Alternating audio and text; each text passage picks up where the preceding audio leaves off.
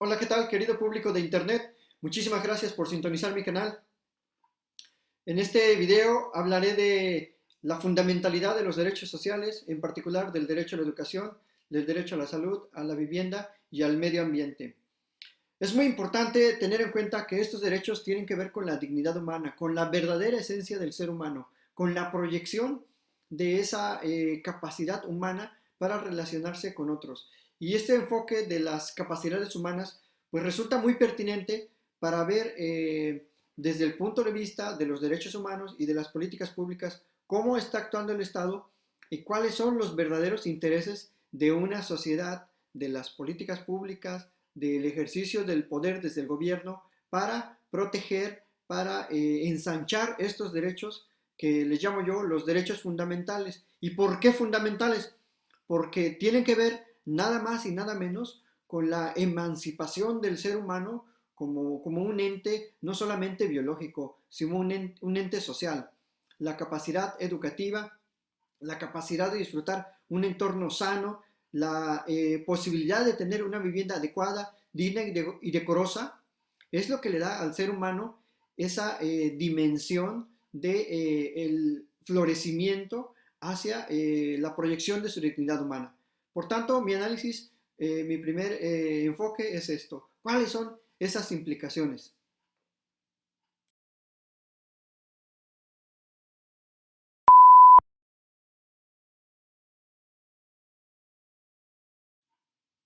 Bueno, las implicaciones del medio ambiente y del derecho a la vivienda en estos tiempos de pandemia, de que el coronavirus nos hace voltear a ver los verdaderos intereses y la esencia de la vida cotidiana que estamos llevando, pues tienen un punto de partida común, el cambio climático. El cambio climático ha acelerado diversos procesos que erosionan la calidad de vida, el progreso, el desarrollo humano. Y esto pues no es nada nuevo, estamos viviendo una etapa denominada el antropoceno, una etapa en la que el ser humano pues padece las consecuencias directas de su propia actividad, paradójicamente. Se están incrementando las temperaturas cada año, los casquetes polares se derriten, los océanos se acidifican y los ecosistemas se degradan a un ritmo imparable. ¿Qué está haciendo el derecho y qué se puede hacer desde el punto de vista de las normas constitucionales, incluso de los juicios y de la enseñanza del derecho? Bueno, primero poner esta preocupación en el foco del debate, de la discusión de hacia dónde vamos como sociedad y cuáles son los objetivos de los derechos sociales que están reivindicándose como derechos exigibles para proteger estos bienes públicos que tienen en su conjunto al medio ambiente, pero también para establecer que esos bienes públicos pues se traducen en derechos. Entonces, el medio ambiente resulta que es uno de los derechos más importantes para que continúe la vida humana en el planeta y por ello es trascendente llamar la atención sobre su protección. De tal manera que si no llevamos a cabo acciones pertinentes y concretas en lo individual y también en lo colectivo, en la que todos debemos de contribuir, todos los niveles de gobierno y también todos los particulares como sujetos obligados y sujetos que también pueden transgredir los derechos fundamentales, pues todos debemos encaminarnos hacia una ruta mucho más clara de acciones efectivas para proteger ese medio ambiente. Ahora,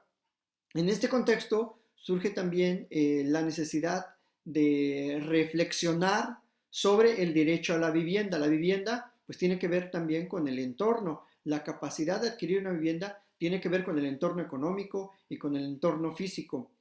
En este caso, la vivienda como derecho tiene unas cualidades que se llaman de accesibilidad, asequibilidad y que la más importante en este momento es que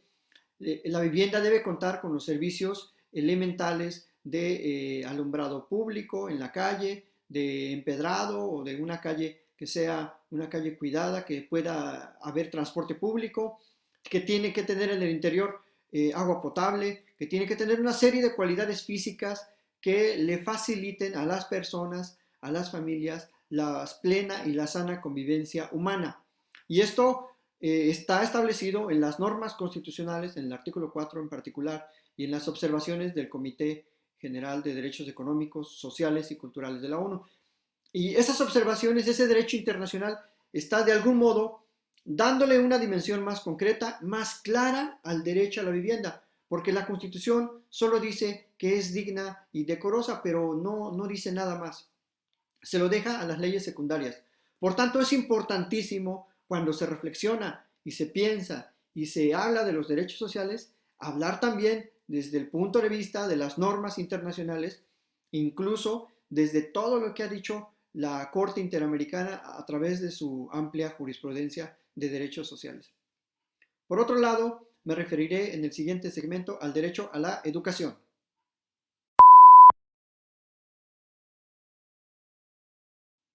La educación. El derecho a la educación en este momento cobra muchísima relevancia por lo siguiente. Verdaderamente se tiene que valorar el papel del Estado como el rector de la educación y sobre todo, en particular, el papel de los profesores, el papel de la docencia y el papel que está jugando la universidad como un ente público que produce y debe producir intelectuales, científicos, productos y proyectos que de verdad tengan un impacto social y que de verdad se dediquen y contribuyan a la resolución de, como decía don Andrés Molina, los grandes problemas nacionales. Por lo tanto, un primer punto de partida es eso, revalorar al docente, revalorar la labor tan importante, tan esencial que juega una profesora, un profesor, no solo en la universidad, sobre todo en el sector de la educación básica, todos aquellos profesores normalistas que se preparan, que estudian, que van a prácticas, que padecen una larga jornada de trabajo y que a veces no volteamos a ver cuáles son sus verdaderos intereses, cuáles son sus necesidades y sobre todo, ya hablando del tema de derechos humanos, cómo a veces les exigimos ciertas cualidades, ciertas aptitudes y el Estado se está olvidando un poco de darles una formación entera en derechos humanos. ¿Y por qué es importante esa formación? ¿Por qué cobra relevancia en este contexto? Bueno, porque la escuela es un reflejo de la sociedad en un aula de clases, en un salón. Y esto tiene que ver ya con el contexto de violencia que vive México, que vivimos en las ciudades, que vivimos en las calles y que también en las familias a veces, por desgracia, se vive, y que la escuela, desde el kinder, primaria, secundaria, preparatoria, puede ser un gran factor catalizador para que comience a reconstruir la cultura de derechos humanos desde la infancia. Todos nuestros niños y niñas que necesitan una enseñanza de derechos humanos, pues por ahí debemos empezar a revalorar el papel de los docentes como verdaderos forjadores de una nueva cultura de no violencia, una cultura de paz, una cultura de respeto, una cultura de legalidad. Por eso el papel también del operador del derecho y del abogado toma muchísima relevancia para relacionarnos con esos grandes profesionistas que son los docentes y darle una nueva dimensión al derecho a la educación. El quid de la cuestión, el derecho a la salud. El derecho a la salud cobra muchísima relevancia, preocupación y urgencia en este contexto de la pandemia del coronavirus. Es un hecho notorio que muchas personas no tienen acceso a la salud y que los servicios de salud en México notoriamente no cumplen con los requisitos de accesibilidad, de que se presten sin discriminación, de que sean de calidad y de que existan suficientes hospitales, lo suficientemente equipados y con los estándares, que presten los servicios de calidad y estándares altos que den tratamientos bajo el más alto rigor científico. Existen, por supuesto, muchos hospitales importantes en términos de alta especialización, pero son hospitales a los que solamente pueden acceder algunos trabajadores al servicio de algunos estados, del IMSS, del ISSSTE, del ISTECALI, del ISFAM y de los institutos de seguridad social de los estados que tienen una buena capacidad de servicios médicos. Pero en general, el grueso de la población pues no cuenta con un seguro médico universal, no contamos con servicios especializados y accesibles, es decir, que sean físicamente que estén cerca de donde vive la gente y que también el precio no sea muy elevado. Por tanto, desde el punto de vista del derecho a la salud y desde las normas internacionales que lo protegen, pues no existe verdaderamente en México una capacidad de atender el derecho a la salud de toda la población. Es por ello que las medidas que se toman en este momento, por ejemplo, medidas de disuasión, medidas de contención, pues están midiendo las capacidades del sector público de salud y pues no se necesita ser experto en hospitales. Yo creo que todos hemos ido a un hospital público para saber a veces que de entrada los médicos no tienen unas jornadas razonables de trabajo, que las enfermeras tampoco, que no hay suficientes médicos y suficientes camas, que ese personal es sobreexplotado y que, bueno, que el personal, por ejemplo, de limpieza que trabaja en los hospitales, ve lesionados sus derechos laborales porque trabajan bajo el esquema del outsourcing, es decir, trabajan de un patrón para otro patrón que le paga al patrón que los ocupa. Así que todo el análisis que pudiera hacerse desde un punto de vista muy general sobre el derecho a la salud, pues resulta preocupante. Pero la reflexión es la siguiente. Ante este entorno, ¿qué podemos hacer? Bueno, las acciones que se pueden llevar a cabo son de muy distinta índole. Algunos incluso en esta época están promoviendo juicios de amparo para proteger su derecho a la salud, pero yo creo que la reflexión objetiva, la reflexión que puede servir es que este tema, este asunto del derecho a la salud se reincorpore como un verdadero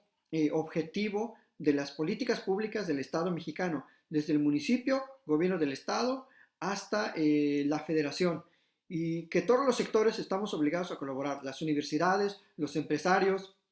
la pequeña industria, que todos debemos de aportar un grano de arena para que se revalore la importancia del derecho a la salud, la importancia de la higiene en los espacios públicos, la importancia de que las calles estén limpias, de que haya suficiente infraestructura forestal, no solamente infraestructura de hospitales, sino una verdadera infraestructura de protección multidimensional al derecho a la salud. Y eso empieza también